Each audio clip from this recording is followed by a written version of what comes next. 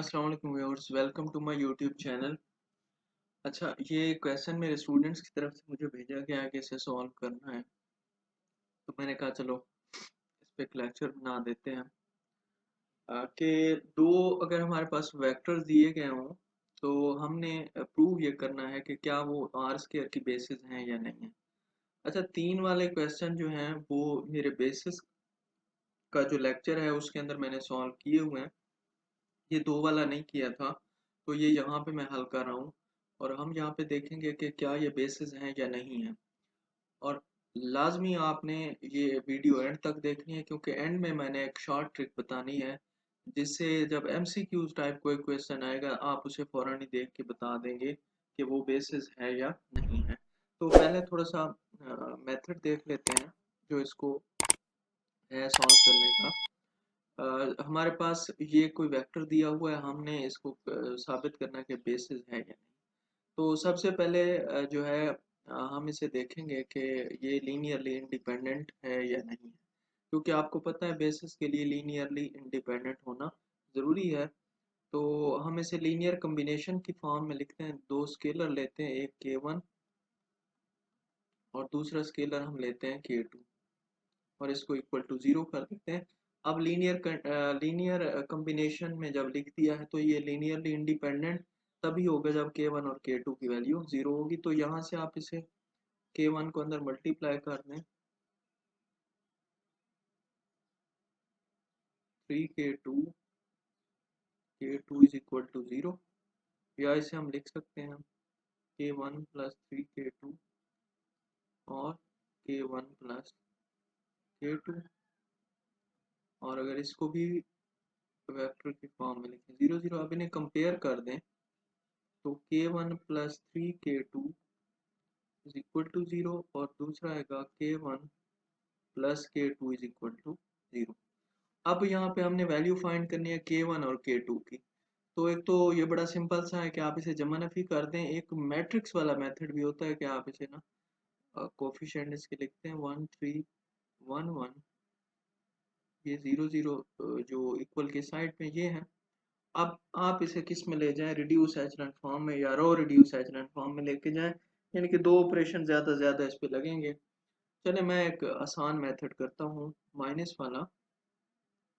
तो माइनस में आपको पता है साइन चेंज हो जाते हैं, ये कैंसिल हो जाएगा, ये आ जाएगा 2k² इज इक्वल टू 0। यहाँ से k2 की वैल्यू आपके पास क्या आ जाएगी, 0 आ जाएगी। अब k2 की वैल्यू जो है किसी में पुट करेंगे तो आपके पास k1 भी आ जाएगा, 0। अब ये बात तो ये शो कर रही है स्केलर 0 आ गए तो हम कह सकते हैं दिस इज लीनियरली इंडिपेंडेंट। अब अगला काम हमने ये देखना होता है कि क्या हम इसे लीनियर कम्बिनेशन की फॉर्म में लिख सकते हैं या नहीं लिख सकते। तो देखते हैं जी। अब आपने लेट करना है कि आपके पास एक्स वाई है, वो आर स्क्वायर से बिलोंग करता है।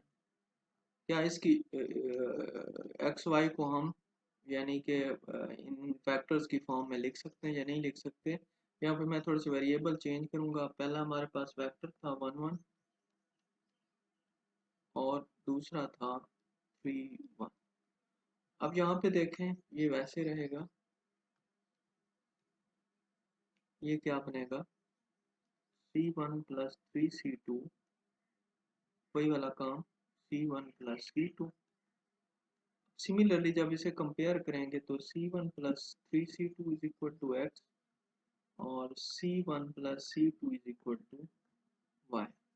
अब इसे भी जो है हम क्या करेंगे, मैट्रिक्स की फॉर्म में लिखेंगे।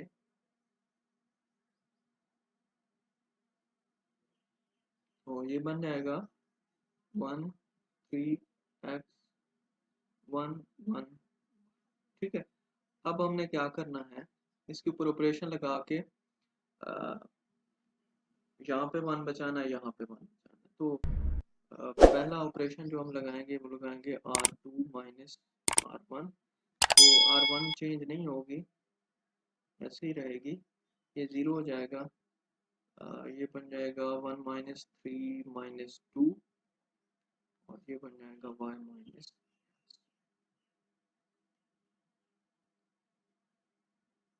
ओके, अब आपने क्या करना है, हमें यहाँ पे जो है 1 चाहिए, तो -2 से क्या करेंगे, ऑपरेशन लगेगा -1/2 R2, ये बन जाएगा 0, ये बन जाएगा 1 और माइनस इस पे अप्लाई होगा, इसका साइन चेंज हो जाएगा और बटे। ठीक है, अब इसको इधर लेके आते हैं। अब यहाँ पे हमें क्या चाहिए, 0 चाहिए, तो इसके ऊपर ऑपरेशन लगाएंगे। ऑपरेशन क्या होगा, R1 माइनस 3R2, ये बनेगा 1, क्योंकि ये 0 है, इसका कोई इफेक्ट नहीं होगा, ये 0 हो जाएगा। अब इसको इधर सॉल्व कर लेते हैं, x माइनस 3 से मल्टीप्लाई करें इसको, 3x माइनस 3y/2, एलसीएम लेंगे 2, बनेगा 2x minus 3x plus 3y और ये बन जाएगा माइनस एक्स प्लस 3y/2। तो यहाँ पे इसको लिखेंगे माइनस एक्स प्लस 3y/2, यहाँ पे 0 आएगा, यहाँ पे 1 आएगा, यहाँ पे आ जाएगा x माइनस y/2। अब यहाँ से जो है हमारे पास C1 और C2 की वैल्यू आ गई। C1 बराबर आ गया किसके, माइनस एक्स प्लस 3y/2 के, और C2 हमारे पास क्या आ गया, ओके, x माइनस y/2। ठीक है, अब इस इक्वेशन में जो है वैल्यू पुट कर लें आप, तो ये क्या मेरे पास बन जाएगी, x y is equal to minus x plus 3y/2 plus, okay, इसके साथ 1 1 आएगा, x माइनस y/2 3। अब यहाँ पे आप देख सकते हैं कि एक वेक्टर था, इसको मैंने इन वेक्टर्स की फॉर्म में जो है वो लिख दिया। ठीक है, मतलब ये क्या कर रहे हैं, स्पैन कर रहे हैं। बेसिस के लिए आपको पता है दो चीजें हम देखते हैं, कि वेक्टर लीनियरली इंडिपेंडेंट हो और वो स्पैनिंग सेट भी हो, तो ये स्पैनिंग भी है।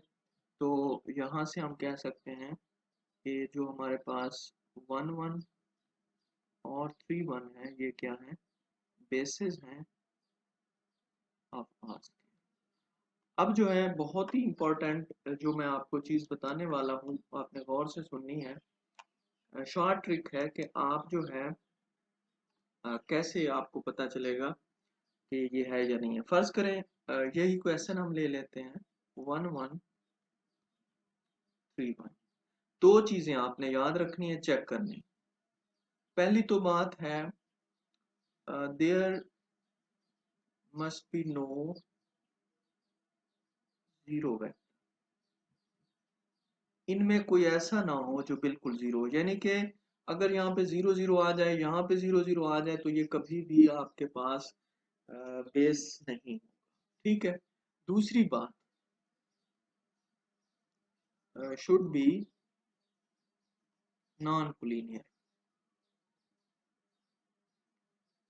ठीक है, अब नॉन कोलिनियर का मतलब है कि one must not be scalar